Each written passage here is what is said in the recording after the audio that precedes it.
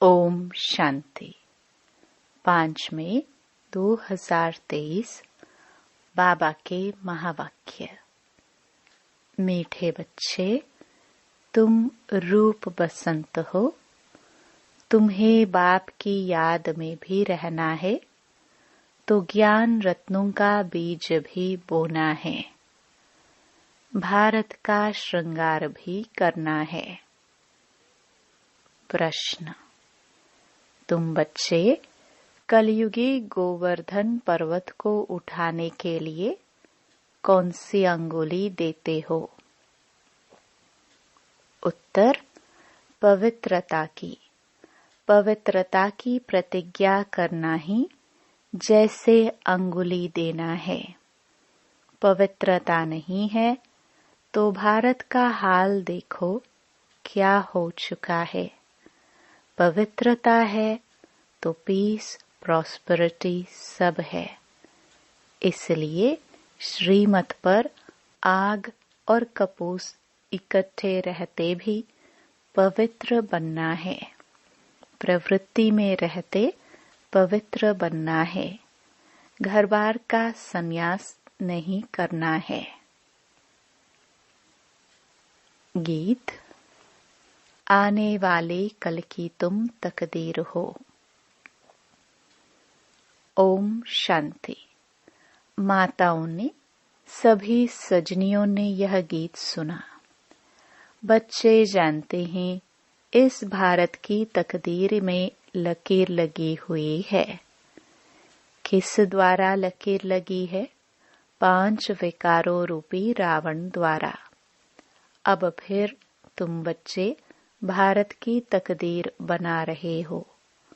तुम हो शिव शक्ति माताएं। जब ज्ञान सागर आते हैं तो माताओं के ऊपर कलश रखते हैं।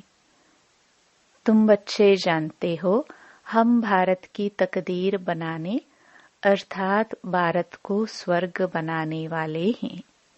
तुम बाप की सेना हो, बाप के घर की शोभा हो। माँ बाप के पास बच्चा नहीं होता है तो घर जैसे सूना लगता है। अब यह दुनिया सूनी सूनी लगती है। अब तुम बच्चे इनको स्वर्ग बनाने वाले हो। बाप कहते हैं मैं तुम माताओं का गुलाम हूँ, क्योंकि आगे यह माताएं पति की गुलाम थी।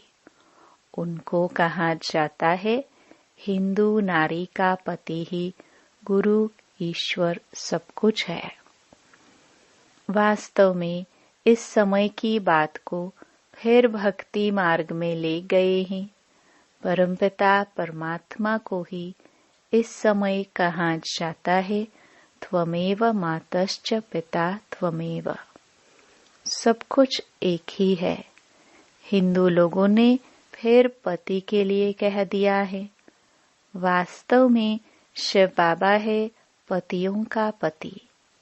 तुम तो सदा सौभाग्यशाली बनते हो।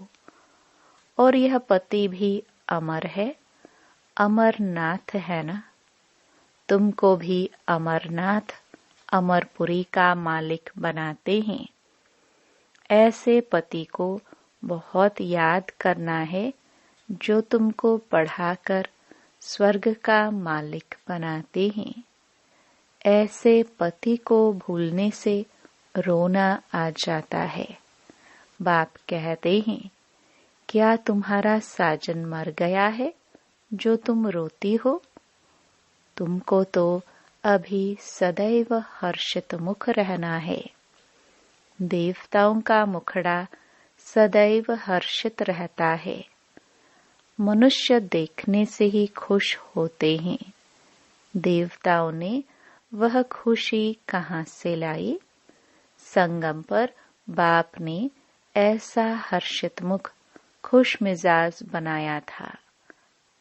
अभी पुरुषार्थ करना है, तभी तो अविनाशी बनेंगे। बाप कहते हैं रोने की बात ही नहीं है। वाह, ऐसा सलोना साजन मिला है जिससे स्वर्ग के महाराजा महारानी बनते हो। तुम श्रीमत पर कदम कदम चलते रहो। तुम जो वर्जन सुनते हो वह एक एक वर्जन लाख रुपये का है। वह विद्वान लोग गीता वेदांत आदि सुनाते हैं तो कहते हैं यह एक एक वर्जन लाख रुपये का है, परंतु ऐसा तो है नहीं। तुम हर एक रूप बसंत हो। आत्मा रूप है ना। बाप भी रूप, फिर उनको ज्ञान सागर कहा जाता है। ज्ञान की वर्षा कराने वाला है। स्थूल पानी की बात नहीं, इसको तो ज्ञान रत्न कहा जाता है। हर एक को यह ज्ञान रत्नों का बीज बोना है। मनुष्यों को समझाना चाहिए कि तुम आत्मा हो, यह तुम्हारा शरीर है। तुम कहते हो पाप आत्मा पुण्य आत्मा। पाप परमात्मा पुण्य परमात्मा नहीं कहते हो। इससे सिद्ध है परमात्मा सर्वव्यापी नहीं है। माया पापात्मा बनाती है और बाप पुण्य आत्मा बनाते हैं। पुण्य आत्माओं की दुनिया को स्वर्ग और पापात्माओं की दुनिया को नरक कहा जाता है। सबको पावन बनाने वाला सद्गति दाता एक ही बाप है। तो तुम बच्चे इस बेहद के घर के श्रृंगार हो। तुम्हें भारत का श्रृंगार करना है। वैकुंठ को वंडर ऑफ द वर्ल्ड कहा जाता है। मनुष्य 7 जिस्मानी वंडर्स दिखाते हैं, वह तो हैं मनुष्य के बनाए हुए। वास्तव में वंडर ऑफ द वर्ल्ड है वैकुंठ, जहाँ सब आत्माएं सदा सुखी रहती हैं। गाते भी हैं फलाना स्वर्गवासी हुआ, परंतु जब तक बाप न आए तब तक वहां कोई जा नहीं सकता। अब तुम बच्चे जानते हो, हम वैकुंठ में जाते हैं। वह जिस्मानी वंडर्स आंखों से देखने के हैं। तुमको तो वैकुंठ में जाकर अथाह सुख भोगना है। वहां रोने की बात नहीं। बाप कहते हैं, तुम परमपिता परमात्मा की सजनी क्यों रोती हो? शायद साजन को भूल जाती हो। साजन को भूल जाना मना उनसे विदाई लेना। सदैव उनको याद करते रहो तो रोने की बात नहीं। बाकी किसका संबंधी आदि मरता है तो रोते हैं। अब तुम जीते जी छुट्टी लेते हो। सबसे छुट्टी ले। रो रो कर फिर सदा के लिए हंस पड़ते हो, क्योंकि वैकुंठ में जाते हो। यहाँ तो रोने की दरकार नहीं। बाबा ने कहा है, अम्मा मरे तो भी हलवा खाना। कौन सा हलवा? यह ज्ञान का। अब तो सब मरे पड़े हैं। किसका चिंता करे, किसका न करे, इतने सब मरेंगे। कोई क्रियाक्रम करने वाला भी नहीं रहेगा। जापान में बम से इतने मरे, फिर किसने क्रियाक्रम किया? क्रियाक्रम करने वाले भी मर जाएंगे। यह तो भक्ति मार्ग की रस्म रिवाज है। सतयुग में ऐसी बातें होती नहीं। वहां तो अथाह सुख है। मोहजीत राजा की कहानी भी वहां की है। तुमने जन्म जन्मांतर यह कथा सुनी है। अब बाप कहते हैं, जो कुछ सुना है वह भूल जाओ। अब सब बाप से सुनो। Hear no evil, see no evil. उन्होंने बंदरों की शक्ल का एक खिलौना बनाया हुआ है। टॉक नो इविल, सी नो इविल, क्योंकि इस समय मनुष्य बंदर से भी बदतर हैं, जो सुनाओ सत सत करते रहते हैं। बाबा कहते हैं, बच्चे ग्लानि की बातें मत सुनो, मैं कल्प के संगम युग पर आता हूँ। बाप को तो जरूर आना ही है, तब तो नॉलेज दे। मनुष्य कहते ऋषि मुनि आदि त्रिकालदर्शी थे। बाबा कहते बिल्कुल नहीं, लक्ष्मी नारायण भी त्रिकालदर्शी नहीं थे। त्रिकालदर्शी सिर्फ तुम ब्राह्मण बने हो। तुम्हारा यह 84वां अंतिम जन्म है। ऐसे नहीं, यह ज्ञान के संस्कार दूसरे जन्म में रहेंगे। नहीं, यह प्राय लोप हो जाते हैं। वहां तो राजाई स्थापन हो जाती है, तो राजयोग की दरकार नहीं। तो देखो बाबा क्या कहते, मनुष्य क्या कहते हैं। रात और दिन का अंतर है। मनुष्य कहते परमात्मा सर्वव्यापी है। बाप कहते हैं नहीं। मनुष्य कहते हैं कलयुग की आयु अभी 40,000 वर्ष पड़ी है। बाप कहते हैं नहीं। कितने गपोड़े सुनाए, घोर अंधियारा कर दिया है। अब मीठा बाप कहते हैं बहुत मीठा बनो। तुम ईश्वरीय दरबार में ईश्वर के बच्चे हो। तुम्हारा फर्ज है योग लगाना। गोवर्धन पर्वत पर जाएंगे तो वहां अंगुली दिखाई है। पर्वत की कितनी पूजा होती है। भारत जब गोल्डन एज बन जाता है तो उनकी पूजा नहीं होती। तो यह अंगुली है तुम्हारी निशानी। पवित्रता की प्रतिज्ञा करना जैसे अंगुली देना है, भारत को सैल्वेज करने के लिए। पवित्रता है तो पीस प्रॉस्पेरिटी भी है। पवित्रता नहीं है तो भारत का हाल देखो क्या है। मेहनत है ना। सन्यासी कहते आए आग और कपूस इकट्ठे रह नहीं सकते। शास्त्रों में ऐसा है, परंतु तुम सन्यासियों को कह सकते हो कि हम कैसे आग कपूस इकट्ठे रहते पवित्र रहते हैं। सन्यासियों को श्रीमत थोड़ी मिलती है। हम तो अब बाप की श्रीमत पर चलते हैं।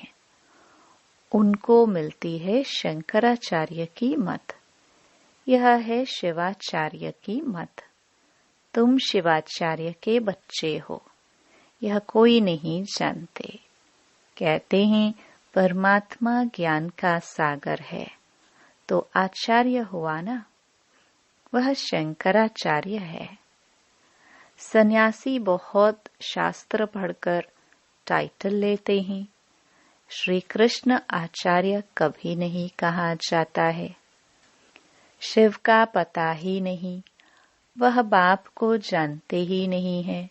सिवाय बाप के और किसी को ज्ञान का सागर नहीं कह सकते हैं। कोई सन्यासी मिले तो बोलो तुम हो निवृत्ति मार्ग वाले हठयोग सन्यासी। हम हैं प्रवृत्ति मार्ग वाले राजयोगी। तुम राजयोग सिखला नहीं सकते हो। तुम हो रजोगुणी, क्योंकि शंकराचार्य आते ही हैं द्वापर में। तुम्हारा है हठयोग कर्म संन्यास। वास्तव में कर्म संन्यास तो होता ही नहीं है। अब तुम बच्चों को डायरेक्शन ही कुछ और मिलता है। मनुष्य चाहते हैं शांति में रहे। बोलो अच्छा, अपने को इन ऑर्गन से डिटैच कर दो। परंतु सिर्फ डिटैच करने से ही फायदा नहीं होगा। डिटैच हो फिर मुझे याद करो तो विकर्म विनाश होंगे। शांति तो तुम्हारे गले का हार है। आत्मा का स्वधर्म है शांति। हम आत्माएं मूल वतन में साइलेंस में रहती हैं, फिर सूक्ष्म वतन में है मूवी। यह है टॉकी स्थूल वतन। तुम बच्चों ने साक्षात्कार किया है। बाबा ने जास्ती देखा है, मम्मा ने तो कुछ भी नहीं देखा, कभी भी ध्यान में नहीं गई। ज्ञान में कितनी थी की गई, यह ध्यान की आश भी नहीं रखनी चाहिए। मम्मा देखो बिगर ध्यान के कितना आगे नंबर लेती है। पहले श्री लक्ष्मी फिर श्री नारायण, इनके लिए लिखा हुआ है अर्जुन को विनाश स्थापना का साक्षात्कार हुआ। इस रथ में रथीश बाबा बैठ नॉलेज सुनाते हैं। इस रथ को भी नॉलेज उनसे मिलती है। यह खुद भी गीता पढ़ते थे, बहुत कथा करते थे। अब वंडर लगता है शास्त्रों में क्या क्या है। बाप कहते हैं यह पढ़ा हुआ सब भूल जाओ, सुनो नहीं, देखते हुए नहीं देखो। बस हम तो जाते हैं बाबा के घर स्वीट होम। जब तक गाइड तथा लिबरेटर न आए तब तक कोई जा नहीं सकता। पंडा और मुक्तिदाता तो एक ही बाप है, दुखों से मुक्त कर देते हैं। इसलिए उनको गति सद्गति दाता कहा जाता है। वह है मनुष्य सृष्टि का बीज रूप, सुप्रीम सोल। निराकारी दुनिया है आत्माओं के रहने का धाम। ऐसे नहीं कि ब्रह्म परमात्मा है, उसमें आत्माएं लीन हो जाएंगी। कितनी वंडरफुल बातें हैं। तुम्हारा 84 जन्म का पाठ अविनाशी है, यह कब मिट नहीं सकता। सृष्टि अनादि रची हुई है। सत्युग को नई सृष्टि कहा जाता है। अब है पुरानी सृष्टि। बाकी सृष्टि कोई विनाश नहीं होती। बाप आते ही हैं पतित सृष्टि को पावन बनाने। सृष्टि तो है ही है। 84 जन्म तो जरूर देवताओं के ही होंगे, फिर कम होते जाते हैं। फिर क्रिश्चियन आदि का भी हिसाब निकाल सकते हैं। वास्तव में भारतवासियों की जनसंख्या बहुत होनी चाहिए, परंतु और धर्मों में कन्वर्ट होने कारण कम हो गए हैं। नाम ही हिंदू रख दिया है। बाप कहते हैं मैं आता ही तब हूँ जब मुझे ब्रह्मा द्वारा देवी देवता धर्म की स्थापना करनी है। शंकर द्वारा विनाश, फिर जो स्थापना करते हैं वही पालना करेंगे। गांधी जी को भी जिन्होंने मदद की, मेहनत की, आज बहुत सुखी हैं। वहाँ सुखी तो सब बनेंगे, बाकी पद में फर्क पड़ जाता है। जो बाप की याद में रहते हैं और वर्षे को याद करते हैं वह सूर्यवंशी बनेंगे। कम याद करेंगे तो चंद्रवंशी, नहीं तो फिर प्रजा। दास दासिया आदि तो बहुत चाहिए ना। बाप ने समझाया है योग बल से ही कोई भी विश्व का मालिक बन सकता है। तुम हो योग बल की अहिंसक सेना। क्रिश्चियन को भी इतना बल मिल जाए तो विश्व के मालिक बन सकते हैं, परंतु लॉ नहीं कहता है। वह बंदर की कहानी है ना। श्री कृष्ण के मुख में माखन आ जाता है विश्व की राजाई का, तो विश्व का राज्य योग बल से ही मिल सकता है। बाप कहते हैं मैं स्वर्ग रचता हूँ। तुम बच्चों का भी यही धंधा है। बच्चे फिर बाप के बन स्थापना में मदद करते हैं। अच्छा,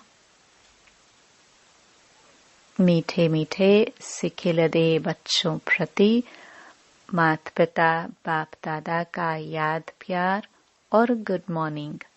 रूहानी बाप की रूहानी बच्चों को नमस्ते। धारणा के लिए मुख्य सार। पहला, सदा हर्षित खुश मिजाज रहना है, कभी भी रोना नहीं है। जीते जी सबसे छुट्टी ले लेनी है, किसी का भी चिंतन नहीं करना है। दूसरा, अपनी शांति स्वधर्म में स्थित रहना है। ज्ञान और योग से तीखा जाना है, ध्यान की आश नहीं रखनी है। वरदान, यथार्थ श्रेष्ठ हैंडलिंग द्वारा सर्व की दुआएं प्राप्त करने वाले सर्व के स्नेही भव। जैसे बाप ने किसी भी बच्चे की कमजोरी को नहीं देखा, हिम्मत बढ़ाई कि आप ही मेरे थे, हैं और सदा बनेंगे। ऐसे फॉलो फादर करो। हर एक की विशेषता को देखते संबंध संपर्क में आओ तो आत्माओं से स्वतः आत्मिक प्यार इमर्ज होगा और बाप के साथ साथ सर्व के स्नेही बन जाएंगे। जहाँ आत्मिक स्नेह है वहाँ सदा सभी द्वारा सद्भावना सहयोग की भावना स्वतः ही दुआओं के रूप में प्राप्त होती है। इसको ही रूहानी यथार्थ हैंडलिंग कहा जाता है। स्लोगन, अपने श्रेष्ठ संकल्पों की एकाग्रता द्वारा अन्य आत्माओं की भटकती हुई बुद्धि को एकाग्र कर देना ही सच्ची सेवा है। ओम शांति।